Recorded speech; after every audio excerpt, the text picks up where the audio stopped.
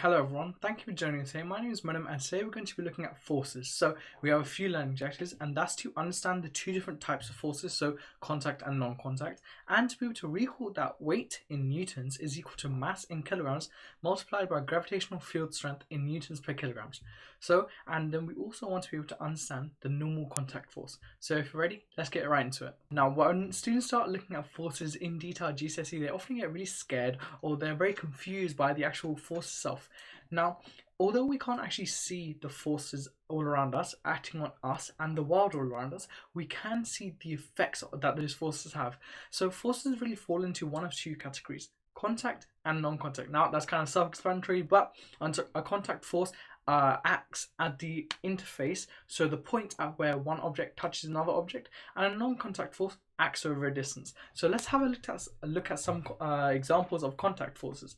Our first one is friction. Now this is a really common force. If you were to take your hands and you were to rub them together really quickly, you start to feel some heat on your hands, right? And that's due to the friction between your two hands, right? So our first contact force is friction force. Now our second one is work done. Now this is another one that often confuses people because the name itself doesn't really describe it and we don't talk about it in regular life. But work done is really when you are exerting a force on something else. So if I was to pick this pen up, I'm exerting work done on this. I'm doing work upon this pen. If I was to throw it out the window, I would be doing work upon the pen again. So when you're doing work, you're really acting as the force on something. Now we also have the contact force. Now this is something that we're going to look into a bit more detail later on in the video, but the contact force is really sometimes also called the reaction force. So say I was to take a ball, right? So let's draw a quick diagram here, because in physics we love diagrams. If I was to take a ball and I was to throw it at a wall, what's going to happen? Well, intuitively, you know that the ball is just going to bounce right back at you. But why does that happen? Let's look at closely what happens when the ball actually touches the wall itself. So one thing you need to understand is that all forces are represented with arrows, and the length of those arrows really tells you the size of the the magnitude of the force itself, and obviously the way the arrow is pointing shows you the direction, because remember, forces are a vector quantity. So we have a force acting this way upon the ball, right? So that's why the ball is going forwards in this case. Now when the ball hits the wall exerts, so that's a word that I'm going to use time and time again, and that really means to produce. It exerts a force on the ball in exactly the opposite direction. Okay, and that right there, that opposite force exerted by the wall is called the reaction force, or the normal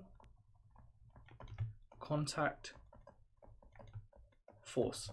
So whenever two objects are in contact with each other, we always get a normal contact force acting in the opposite direction to the initial force itself. Okay, so that's contact forces and the normal contact force. Now let's have a look at non-contact forces. Our first one is called the electrostatic force. Now again, this sounds very fancy, but if you've ever taken a balloon and you rub it on a woolly carpet or say on your head and you hold it near like a piece of paper or a stream of water, and you see that the water starts to bend or the paper starts to flap, that's an electrostatic force of attraction. So but your balloon never actually touched the object itself though, right? But we can still see that the object, so either the water or the paper, feels a force because we can see it moving. And so that's why the electrostatic is a non-contact force. It acts over a distance. Now a much more common one is magnets. So if you take a north pole and a north pole of magnet and you put them near each other, you can feel them repelling each other. You can feel a force trying to push the magnets apart.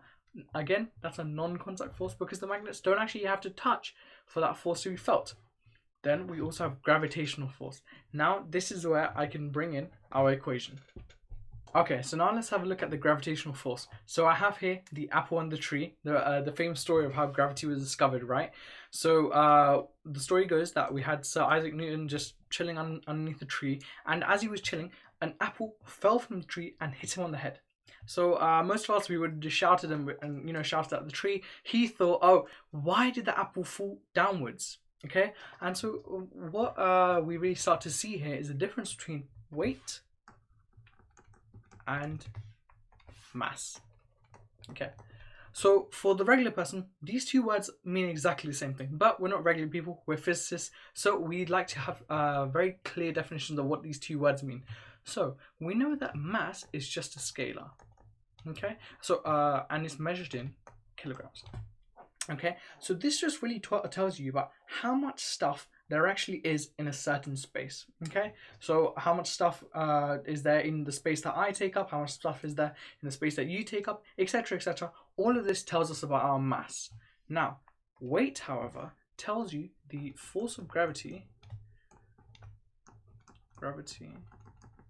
acting upon mass.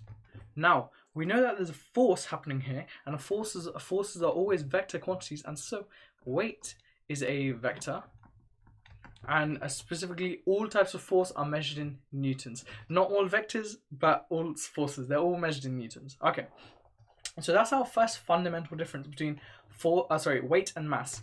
Weight needs mass, but mass doesn't need weight. Okay. So now let's zoom into our apple here, right? So let's blow up over here. Oops, that's a bit misshapen.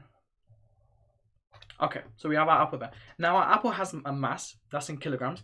But now when we're looking at gravity and we're looking at weight, we know that on Earth, gravity, or rather any sort of planet, gravity always acts downwards, acting towards the center of the planet. So we can put an arrow going from the center downwards to the planet or whatever, showing you that there's a force acting upon this apple, and that force is its weight, which is given the symbol W, or sometimes you might also see it's F.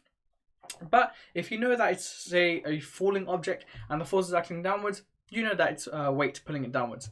So that I've just hinted that in now, but that's why things fall downwards, because the force of gravity acting upon the mass, the weight, is always pointing downwards. And so anytime you get raised above at a height, right? So let's take our apple and let's put it up here.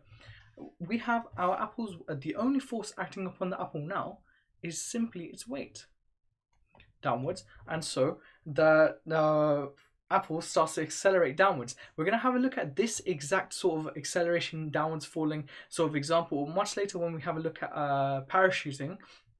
But for now, just understand that weight always acts downwards towards the center of the planet, and weight can change. Your mass is the same every single place in the universe, right? Because that's just how much stuff is where you are. But your weight can change depending on gravity. On Earth, that's where I start looking at the gravitational equation. So the weight equation. Weight is equal to mass multiplied by gravity. Let's have a look at some of our units. Weight is in newtons, because remember it's a force. Mass is in kilograms, standard unit, and G. G is the brand new thing called gravitational field strength. All this explains is the strength of gravity on a planet, and this is measured in newtons per kilogram. Now, what you need to understand is that G on Earth is about 9.8 newtons per kilogram. So that's the strength of gravity acting upon our mass. But G can change. On the moon is a much smaller mass than Earth, and so the gravity is weaker. The gravitational field, is weaker on the moon, and so G is about 1/6 the value. It's around like 1.2, something like that. But Jupiter is over 100 times bigger than Earth. Its gravitational field is much, much, much stronger, and so its G value is much greater. Okay, so your weight can change depending on what planet you're on.